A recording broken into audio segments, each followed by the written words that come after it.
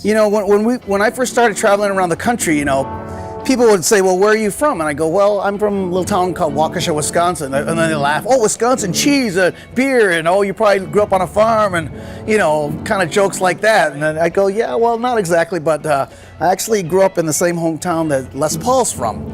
And that would shut them up immediately, and then boom, they would turn on a dime and go, oh my God, you're from Waukesha? You know Les Paul's hometown? And it would turn to instant respect because I was from Les Paul's hometown. So I used to carry that in my back pocket and wait till they, you know, were hanging themselves a little bit. And then I'd whip out that card and watch them dangle for a while. Just saying that I'm from Milwaukee and a guitar player, you can't really hide from the connection to Les Paul. So yeah, I'm happy to be out there and enjoying that, and also just enjoying the reputation of the town based on Les Paul's contributions. Well, I think his contribution is truly extraordinary. In his own lifetime, he both saw the creation of the electric guitar come to fruition, but also multi-track recording, and also the invention of virtual recording. It's probably really immeasurable, his contribution, you know, whether either directly influencing the great guitar players, because Les was a monster guitar player, you know.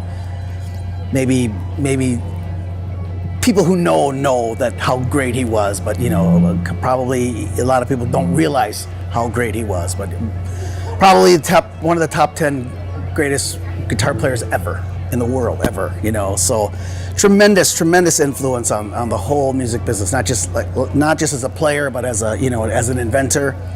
You know, and just there wouldn't be, you know, there couldn't be rock and roll without Les, probably. You know, I mean, the solid body electric guitar was one of the first guitars you could go, you know, and you would get that sound. You know, when I was in high school, I heard Les Paul and Mary Ford for the first time, and that was a game changer for me, just in terms of the technical ability, but also the musicality. But all the musicians that I listened to as a kid, the rock and roll guys, were all playing Les Paul guitars, so I was very aware. You know, Joe Walsh and Jeff Beck and the good rock and roll players of the day were all playing those guitars, so I've been a fan forever. It wasn't until later on when I was probably maybe around 10, I started to hear his name around Waukesha. You know, it's like, well, Les Paul, who's this guy? Oh, well, he invented the electric guitar and da-da-da-da. And even though he didn't really invent the electric guitar, that's just sort of what people think, even though he had a tremendous amount to do with the advent of the solid body electric guitar, you know, right. Because originally they were hollow.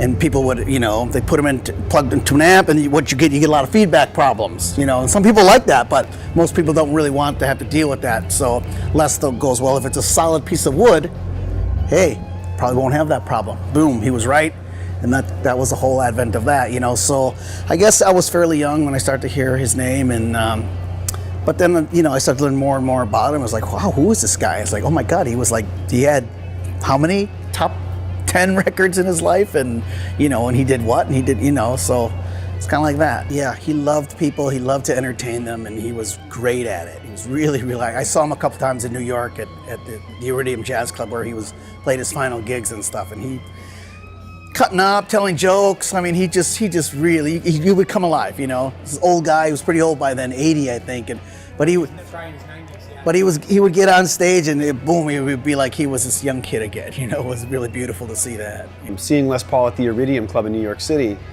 I saw how much stagecraft he really had, and I did not know that, you know, going in there to see him. But his stories and the way he picked on his band, just the way he took command of the situation was fantastic. So it made me really proud to be from the same part of the world that he's from, but also, you know, we're all affected by that. And that sort of vaudevillian approach was timeless. It is timeless. It was cool because we played stuff, and I would do, you know, my horrible rendition of Jeff's Boogie, and then he'd take off and he'd do real good, and I'd watch him and I'd go like this, and then he'd go like this, and I'd pick my nose, he'd pick his nose. It was, you know, it was quite educational. Yeah, well, that's like I said. That's why Les liked me, because I didn't try to steal the show from the king. Yeah, I couldn't. How about that? Touched every aspect of what I do as a musician. I mean, there's nothing that he didn't have a profound effect on. So it's wonderful to be here celebrating. Okay, good. Okay, thank you. Thank you. Good night.